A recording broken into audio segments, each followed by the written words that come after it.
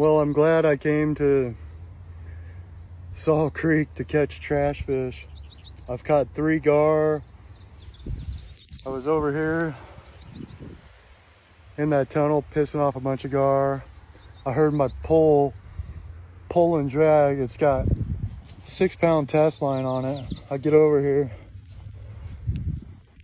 Nice common carp.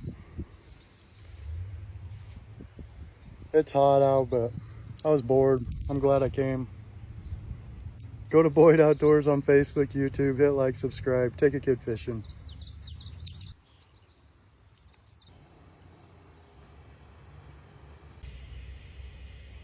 This is not what I expected to catch out of Salt Creek. He's a tank. Good fish. I'm looking for big carp and gar. I'm gonna get him back in the water. It's crazy.